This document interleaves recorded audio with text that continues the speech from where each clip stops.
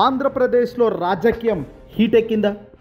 ప్రత్యర్థికి వర్సెస్ అధికార పక్షం మధ్య యుద్ధం ముదురుతుందా? ఇదిగో జరుగుతున్న పరిణామాలన్నీ చూస్తుంటే ఖచ్చితంగా అవును అనే సమాధానం వినబడుతుంది. రాజకీయ కక్ష సాధింపులు అందామా, తప్పు చేసి దొరికాడందామా? నిజాలు తేలకముందే ముద్దాయిలు దొంగలు అంటుంటే బాధగా ఉండదా? లేనిపోని స్కాములన్నీ పేర్లు పెట్టి దొరికిన వాడిని అందుకుంటుంటే ఇది కాదా కక్ష రాజకీయాలు అంటున్నారు వైసీపీ వాళ్ళు. లిక్కర్ స్కామ్ పేరుతో వైసీపీ కీలక నాయకుల అరెస్ట్ల పర్వం సాగుతుందని, ఇప్పటికే మాజీ ఎమ్మెల్యే చెవిరెడ్డి సహా 11 మంది అరెస్టు కాగా, తాజాగా ఎంపీ మిథున్ రెడ్డిని నిన్న పోలీసులు సిట్ విచారణకు పిలిచి అక్కడక్కడనే అదుపులోకి తీసుకోవడం జరిగింది. ఇప్పటి వరకు 12 మందిని అరెస్ట్ చేశారు. 48 మంది పేర్లు ఛార్జ్ షీట్లో సిట్ పేర్కొన్నారు. మాజీ ముఖ్యమంత్రి వైఎస్ జగన్ చుట్టూ ఉన్న కీలక నేతల అరెస్టే లక్ష్యంగా కొనసాగుతున్న ఈ సిట్ అధికారులు ఏం ఆధారాలు బయట పెడుతున్నారు అంటే అవి మాత్రం లేదు గురు.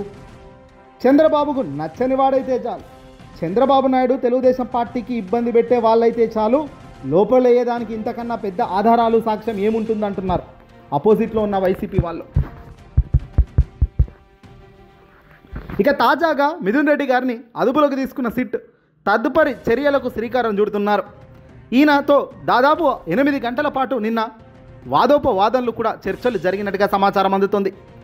లిక్కర్ స్కామ్లో నేను ఏం తప్పు చేయలేదని, మంచిగా ఎంత ఇబ్బంది పెట్టినా ఇబ్బంది పడతానని, వాళ్ళ అధికారం వాడుకొని ఏదైనా చేస్తారని, దేనికి నేను సిద్ధంగా ఉన్నానని మిథున్ రెడ్డి చాలా గట్టిగా సమాధానం ఇచ్చారు. అరెస్టులకు భయపడేది లేదని, ఎట్టి పరిస్థితుల్లో వెనకడుగు వేసే పరిస్థితి లేదని, ఇబ్బందులు పెడదామని ఫిక్స్ అయ్యారు కాబట్టి ఎన్ని ఇబ్బందులు పెట్టినా మేము మాత్రం తప్పు చేయలేదు, భయపడము అంటూ కూడా వాళ్ళు గట్టిగానే మిథున్ రెడ్డి గారు మీడియాతో నిన్న మాట్లాడుతూ తన అరెస్టు పర్వం కొనసాగింది. నిజానికి చంద్రబాబు హయాంలో కంటే వైఎస్ జగన్మోహన్ రెడ్డి గారి హయాంలో ప్రభుత్వానికి ఎక్కువగా ఆదాయం వచ్చినమాట వాస్తవం. అయినప్పటికీ 3,000 కోట్లు పక్కదారి పట్టిందంటూ తప్పుడు కేసులు పెట్టారని వైసీపీ వాళ్ళు అంటున్నారు. 50,000 కోట్లు కొట్టేశారంటూ అసెంబ్లీలో ఏకంగా చంద్రబాబే చెప్పడం అబద్ధమని చాలామంది చెప్తున్నారు మీడియా ముఖంగా. ఇక చంద్రబాబు చెప్పిన ఒక లెక్కకు పవన్ కళ్యాణ్ మరో లెక్క చెప్తుండడం, వాళ్ళకే శృతి కుదరకపోవడంతో ఇదంతా ఉత్తదే అనే అభిప్రాయం బలపడుతోంది. సరే, అరెస్టులు చేస్తూ పోతున్నారు. ఎన్ని రోజులు? చివరకు వీళ్ళు చేసేదేమిటి? తాజాగా ఈ లిక్కర్ స్కామ్ అరెస్టులపై కేంద్రం ఆగ్రహం వ్యక్తం చేసినట్టుగా సమాచారం అందుతుంది. ఢిల్లీ పెద్దలు హైకమాండ్ నిశితంగా వీటిని పరిశీలిస్తుందట. తెలుగుదేశం పార్టీ మొదటి నుంచి చేస్తుందనంతా కూటమిగా ఏర్పడ్డ జనసేన, బీజేపీ, టీడీపీ 3 పార్టీలకు అంటుతుందా, లేదంటే కేవలం టీడీపీ పార్టీకి మాత్రమే వ్యతిరేకత అంటుతుందా అంటే ఖచ్చితంగా ఇక్కడ తెలుగుదేశం పార్టీకి మాత్రమే ఈ తప్పుడు సంస్కృతి మొత్తం అంటుతుంది. వైఎస్ఆర్సీపీ పార్టీ అధినేత మాజీ ముఖ్యమంత్రి జగన్మోహన్ రెడ్డి గారు ఎప్పుడు ఎక్కడ మాట్లాడినా కూడా ఆయన చంద్రబాబు నాయుడును టార్గెట్గా పెట్టుకునే లోకేష్ రెడ్ బుక్ రాజ్యాంగం తప్పులు పైనే తన స్పీచ్ కొనసాగుతుంది. ఇక్కడ కూటమిగా ఉన్నది బీజేపీ, జనసేన, టీడీపీ. కానీ టీడీపీ అతిపెద్ద ముఖ్యులు చేస్తున్న పనులే ఇక్కడ మొదటిగా టార్గెట్ అవుతున్నాయి. కూటమి అరాచకాలు, కూటమి కక్షపూరిత చర్యలు అనడం లేదు ఇక్కడ ఎవరు కూడా. తెలుగుదేశం పార్టీయే అడ్డంగా ఇరుకుతుంది ప్రతి అడుగులో. ముఖ్యంగా రెడ్ బుక్ రాజ్యాంగం అమలు చేస్తున్న తీరు, చంద్రబాబు ప్రవర్తన, చంద్రబాబు చెబుదేజాలు తీసుకొచ్చి లోపేసే విధానానికి శ్రీకారం చుడుతూ డీజీలను కూడా ఇటీవల జగన్ ఏమన్నారో అందరం చూసాం. పోలీస్ వ్యవస్థను భ్రష్టు పట్టించిన చంద్రబాబు నాయుడు గారికి త్వరలో మార్పు రాకపోతే ఇబ్బందులు పాలవుతారు, రేపొద్దున అధికారం మారిన రోజు మా వాళ్ళు మేం చెప్పినా వినే పరిస్థితి ఉండదు అన్నది జగన్మోహన్ రెడ్డి గారు. ఇందుకే ఎలాంటి ఆధారాలున్నా అడ్డంగా బయట పెట్టే దమ్ము ఎందుకు లేదు ఎవరికి కూడా. ఆధారాలు బయట పెట్టడం దేవుడెరుగు. ఎలాంటి తప్పు చేయలేదు, జరగలేదు అని తెలిసినప్పటికీ ఆయా వ్యక్తులను అరెస్ట్ చేయడం, ఆయా వ్యక్తులను ఇబ్బంది పెట్టడం, ఇటు తిప్పడం అటు తిప్పడం, వెరసి కక్షపూరిత రాజకీయం చేయబోము అని చెప్తున్న వాళ్ళే ఈ తరహా కక్ష రాజకీయాలు చేయడం కరెక్టేనా అంటున్నారు ఇప్పుడు చాలామంది.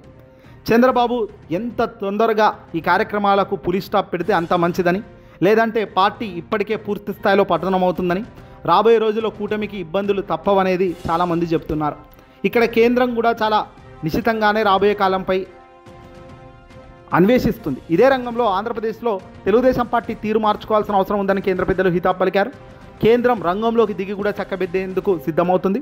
ఇక ఢిల్లీ వేదికగా ఢిల్లీ పరిణామాల నుంచి కూడా చంద్రబాబుకు మొట్టికాయలు పడుతున్నప్పటికీ లిక్కర్ స్కామ్లో కానీ జగన్ అరెస్ట్ చేస్తామన్న తప్పుడు సంకేతాలు ప్రజలకు ఇవ్వడం కానీ ఇవన్నీ కూడా పార్టీలకు మంచిది కాదు, మంచి లక్షణం కాదు.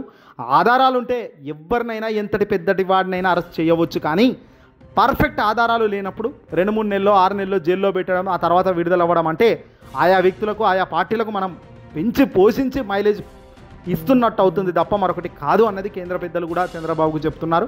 ఏదేమైనప్పటికీ కూడా కేంద్రం రంగంలోకి దిగి ఇలాంటి పెద్ద పెద్ద స్కాములని పేర్లని చెప్తున్న వాటికి చెక్ పెడుతుందా, లేదంటే జగన్మోహన్ రెడ్డి గారిని అరెస్ట్ చేస్తారని మళ్ళీ తెరపైకి వస్తున్న వాదనను నిజంగా ఎంతవరకు కరెక్ట్?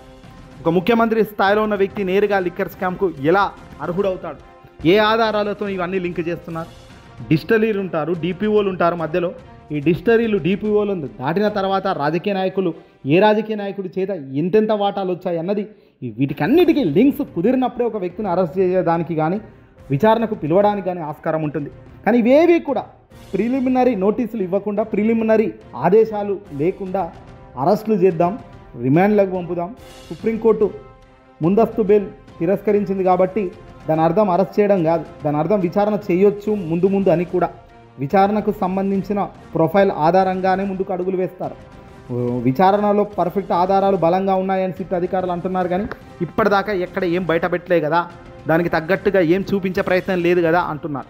ఏదేమైనప్పటికీ కూడా అవకాశం ఉంది, మీరు చేస్తూ పోతున్నారు, మా అవకాశం వచ్చినప్పుడు మేము ఇలానే చేస్తామని వీళ్ళు అంటున్నారు. దీని అర్థం ఏంటి?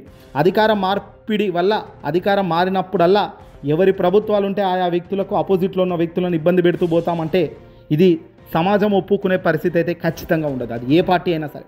ఇక్కడ వైఎస్ఆర్సీపీ పార్టీ వాళ్ళు మొదటి నుంచి కూడా కక్షపూరిత చర్యలు శ్రీకారం చుడతాం మేము అని అనట్లేదు. మీరు నేర్పిస్తున్న సంస్కృతి, మీరు ఆరంభించిన ఈ తప్పుడు సాంకేతిక విధానం ఖచ్చితంగా రాబోయే రోజుల్లో ముందుకు పోయే పరిస్థితి వస్తే అప్పుడు మేము చెప్పినా వినే పరిస్థితి ఉండదు. ఆ రోజు మళ్ళీ మీరు మమ్మల్ని అంటారు అనేది ముందే చెప్తున్నారు. దాని అర్థం అంటే ఏంటంటే మీరు నేర్పించిన బాటలో మేము నడిచే పరిస్థితి లేకపోయినా మా దగ్గర కోట్లాది మంది అభిమానులు ఉన్నప్పుడు ఖచ్చితంగా వాళ్ళు ఎక్కడో దగ్గర దెబ్బ పడిన వాడికి, గాయపడ్డ వాడికి బాధ ఉంటుంది. కాబట్టి ఆ బాధలో ఎక్కడో ఒకడ ఏదో ఒక చోట ఇబ్బంది మిమ్మల్ని పెట్టాలనే ఆలోచన ఖచ్చితంగా ఎవరో ఒకరు చేసే పరిస్థితులు మీరు సృష్టిస్తున్న దాంట్లోనే వస్తున్నాయి అనేది క్లియర్గా చెప్తున్నారు. సో ఎక్కడ ఆరంభమో అక్కడ పునిస్టాప్ పెడితే తప్ప మంచి రోజులు రావు. రాష్ట్ర ప్రయోజనాలకు మేలు జరగాలి. ఏదైనా చేస్తే రాష్ట్ర ప్రయోజనాలు, పేదింటి కష్టాలు తీరేలా ఉండాలి. పేదింటి వాడు గొప్పింటి వాడిగా తీర్చిదిద్దే సంస్కృతి రావాలి తప్ప ఈ అరాచక పరిపాలనలు, అరాచక శక్తుల యొక్క విజృంభణ, దొంగ అరెస్టులు, అక్రమ కుంభకోణాలు అంటూ పేర్లు చెప్తే నిజంగా ఇవన్నీ కూడా సక్సెస్ఫుల్ దిశగా అడుగులైతే వేయవు. చంద్రబాబు గారిని గతంలో అన్ని ఆధారాలతో అరెస్ట్ చేసినప్పటికే పర్ఫెక్ట్ విధానంతో అసెంబ్లీ సాక్షిగా తాను ఏం చేశారో ముందే జగన్ చెప్పి మరీ తనను జైలుకు పంపించారు. జైలుకు పంపాలంటే జగన్ చేతిలో లేదు. కోర్టులు రిమాండ్ రిపోర్ట్లో అన్నీ పర్ఫెక్ట్గా ఉన్నట్టేనే 53 రోజుల పాటు తనకు జైలు శిక్ష పడింది. ఆ తర్వాత కూడా తనకు బెయిల్ రావడం ఇదంతా సర్వసాధారణంగా చూసాం. ఏదేమైనా మన కష్ట సమయంలో ఆదుకున్నందుకు ఏజ్ ప్రభావము, ఇంకోటో మైలేజ్ రావడం, టీడీపీకి అక్కడ విజయం తేవడం ఇవన్నీ జరిగింది. ఈ వీడియోపై మీ విలువైన కామెంట్, అభిప్రాయం వ్యక్తం చేయండి.